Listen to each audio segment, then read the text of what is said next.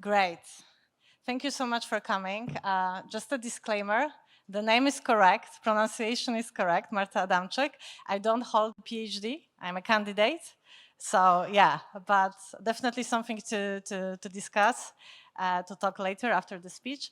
I work as a technology evangelist at SubQuery, and I'm here to tell you more about our cross-chain data indexing solution. The whole mission behind SubQuery is to actually help builders build their project in an easier and faster way. So we delivered a robust tool to solve some issues related with querying data on-chain. I will talk about it in a sec. And we hope to connect with as many builders as possible and actually reach out to as many builders as possible. So I'm very happy to see so many people here. And of course, we couldn't miss this event, right? Polkadot is our mother ecosystem. This is where we started 2.5 years or more ago. And we are deeply connected, deeply rooted in Polkadot, collaborating with all the parachains and major teams, building DApps in Polkadot ecosystem, of course, parity. So yeah, we couldn't miss this event. Yes, and just a quick agenda. I want to talk about the problem that we are solving a little bit and then give you an overview of SubQuery solution. If we have time, I plan to quickly dive into a bit of code to actually show you how the development experience is, but I won't spend so much time on it. But yeah, I want to show you something pretty cool around multi-chain indexing. And at the end, I will share some more information about advanced features and also what are the next steps for SubQuery. So first, the problem, the main one that we are solving is actually the fact that it's not very easy to query data from chain. Blockchain is perfectly designed to store data and solve issues around centralized databases, of course, but the same reason why it solves these issues, it causes issues with data query. So it's not a rocket science, actually, but it's not efficient, it's time consuming and resource consuming. So you can think of the blockchain as a book, for instance, and if you want to ask a question like how many times certain word was used, then you have to go page by page and read everything to actually be able to get this information. So if you want to get some information around all the transactions that happened for a certain wallet, the same thing happens. You have to go from block to block to block. So it's not that it's super complicated to build it, but it takes time to actually query data. And also it takes time to build your own indexer and then maintain it, right? So this is the problem that we are solving for developers, to provide them with such a tool so they can outsource it and then they can focus on their end functionality, end user value they're bringing to the market and don't worry about this middle step. So that's the first problem. And then another one is that it's not very easy, actually, to get data from different chains. So we have different APIs, different protocols, different data handlers, some specifics. Every blockchain is different, every ecosystem is different. And if you want to get unified data to power up your application, you will be faced with this challenge to actually work on this. And this requires some extensive data handling on the development side. So this is also something we are solving, bringing at one tool that allows you to seamlessly query data across different layer ones. So that's another problem. So basically, to make just easy the lives of developers easier, we just want to avoid this situation, help you avoid this situation that you need to build your own indexer, maintain it. It's time consuming and resource consuming. That's the one thing. And another is that you don't have to worry about the incompatibility of the data. And the third one is actually also the fact that if you want, you can host this with us. So you also provide infrastructure services, so you don't have to worry about that. But SubQuery in a core is an open source SDK, so you can also host it yourself. But if you really want to focus on end functionality and don't worry about infrastructure, you can do it with us. I will tell you a bit more about it later. So then, what is SubQuery? In the nutshell, it's an open source indexer that allows you, flexible and customizable, that allows you to take data from the chain and then transform it into in your application into the shape you need it to power up your application easily. And we also save it in the performance storage. And then we also provision GraphQL API endpoint for you to query this data from the database that you previously saved your data in. So you can think about SubQuery as a custom API for your application that works seamlessly across different ecosystems. And if we look at the very basic overview of the typical DAPPS stack within the Polkadot ecosystem, we'll go from bottom to the app. So we have a relay chain, parachain, of course, virtual machines will need to connect to RPC interface provider, and then we will have our presentation layer of the application. You may take advantage of some decentralized storages and oracles. And then typically what happens is that you also need indexing. So no matter what type of data you work with, usually you have an indexer in this landscape, and this is where SubQuery fits. So what happens is that you still interact with a chain through the RPC interface. However, you retrieve data from the chain via SubQuery, via data indexing provider.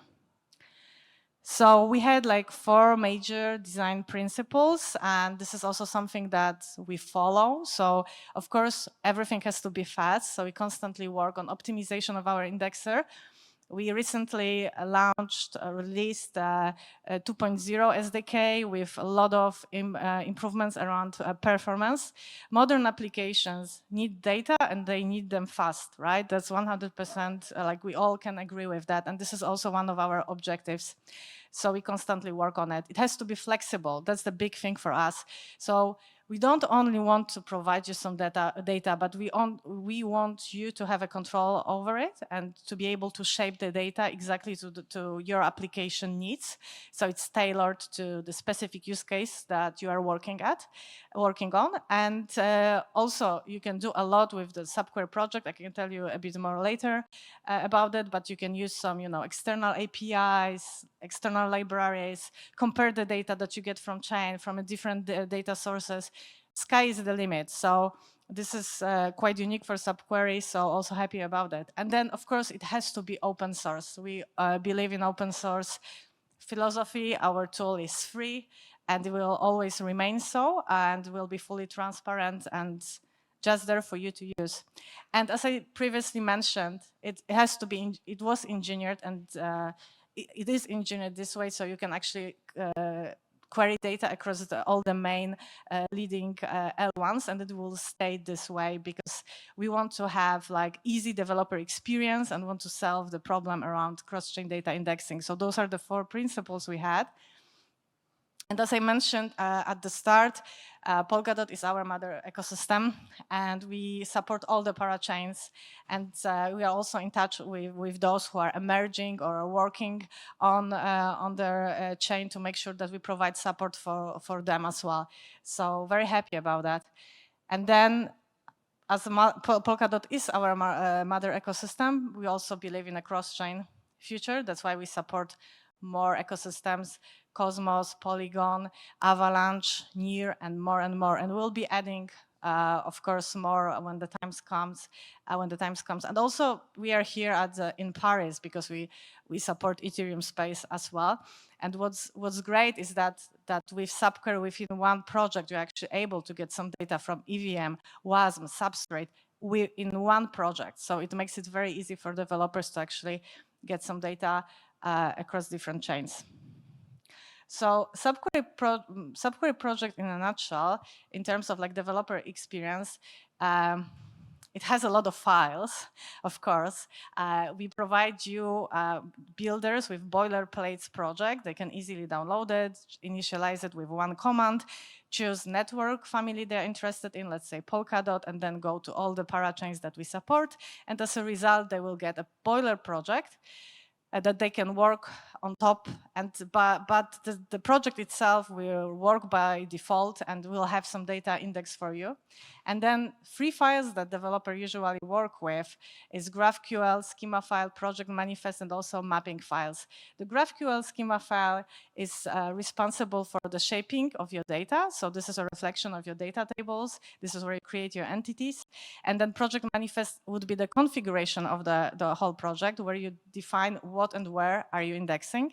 And mapping files, this is where magic happens. This is where you get the data from the chain, you execute functions, you change the data, you populate all the fields in your objects with the data from the chain, and you save it in the database. And then I think if we are up to, I can show you a bit of a code then. Let me just, yeah, it's not that bad. You see it clearly, right? So this is the part of schema GraphQL code. This is actually a part of our documentation, and you are more than welcome to check actually this project. It's quite interesting because it's both Substrate and WASM support. So this is for Aster, and what we are doing here, we are indexing some transactions and approvals from Aster WASM-based lottery contract, and also some DAPPS staking events from Substrate-based DAPPS staking. And then, looking at the schema GraphQL, this is the place which is actually very important to start with if you are thinking about SubQuery, because this is your end result. This is what you are interested in, like what type of data you are indexing, what objects you will have in your database. So this project here will have transactions, approvals, DApp, and DApp reward, with DApp reward actually having a foreign key here to DApp itself. So you can establish also relationship in your database here in this file. So that would be the first one. And then we go to project manifest file, and this is the configuration of the project. I'm only showing a part of it which is related to differences between Substrate and WASM-based data sources. But usually this file is a bit longer. It contains endpoint, chain ID, dictionaries, some description, name of the project, and other settings. But this is crucial for us here. So what we look at is how this indexer will actually work. So we will start from the block 1, and then we will run the indexer until we encounter event populated by, let's say, method new contact on palette DApp staking, and then the indexer will run. So the same goes for all the other handlers in that file. So basically, this is it. And then looking at WASM part, so as you can see, this is the same file. On top, we have a Substrate-related data source configuration and just pure Substrate, and then below we have a WASM support. It looks a bit different because the specifics of the chains or contracts are different. So what happens here, but the base behavior is exactly the same. So if we encounter a log, a proof, or event transfer, then we will run our indexer. So you can do this all in one project, in one file. And then the last part would be actually mapping functions. So this is just a place where you will get some data from the chain. This function will be executed handle WASM call when the certain log or event was happened on a chain. So we'll execute this function. We'll get some data in the payload of it, and then we will populate all the fields of this object approval in this case and save it into the database. The same will happen with a bit different logic for the Substrate based data. We'll run some checks, but essentially we are saving objects in the database using data from the chain and saving it into the shape we wanted, and we define it in the schema GraphQL file. So this is the very high overview. I don't want to go into the in more details because maybe not all of you are so much interested in the coding part, but this is the developer experience that that SubQuery provides. And going further, so just discussing some additional features that we recently added and we are proud of. We do support most of the major smart contracts execution languages. Also for the multi-chain support, we provide most of the heading main L1s, so that's pretty important. The performance is super crucial for us. That's why we provide fast syncing and also indexing optimization, constantly improving on that in that area, and also providing some tech support and great documentation on how you could improve it on your end. We provision GraphQL API endpoint. This is for, again, easy developer experience. And yes, we also support automated historical state tracking, so you're able to reindex some part of your data if this is needed. And this is fully portable, can connect directly to any RPC. And I've mentioned previously that you can also host the solution with us. It's not obligatory. The SDK, this tool can be hosted by yourself, is fully open source, but you can also take advantage of our infrastructure. You can run 2 projects for free with us. Make sure to check this QR code if you are interested. And of course, let me know, ask me some questions, and hit me up on the Telegram. I will share. Instagram works as well, but the Telegram I will share later. And then just something that it's super important for us, it's actually the next big milestone for SubQuery. So we are launching fully decentralized network. Right now we launched pre-mainnet, a Kepler network. We have some people already there indexing. What we want to achieve is that you could fully decentralize your tech stack and actually incentivize your community to run the infrastructure for you. So what we want to do is we want to build a network where people want to have some data indexed, and also there are people who can index the data for them. And of course, we will launch our token, and it will be the mean of exchange of this service. So it's already, the pre-mainnet is already launched, and also this QR code will lead you to more information about this big milestone for SubQuery. And that's it. Thank you so much for your attention. I really appreciate you being here. And yes, please check our website, hit me on Telegram, way better than Instagram. And yeah, I'm happy to talk more. Thank you so much for your time. Thank you, Marta. Yeah, unfortunately, we are out of time for questions, I'm afraid. That's okay, that's okay. If you have questions for Marta, please just chat to her off stage. Yes, please. Before you take her microphone there, G, I get to take the privilege of one question.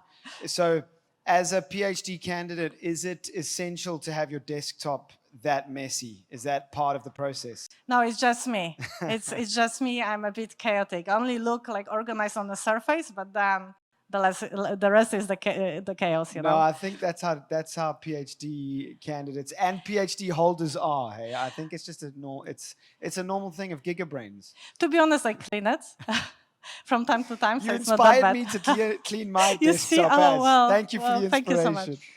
Marta, thank you so much. Love what you guys are doing at SubQuery. Thank you. Thanks.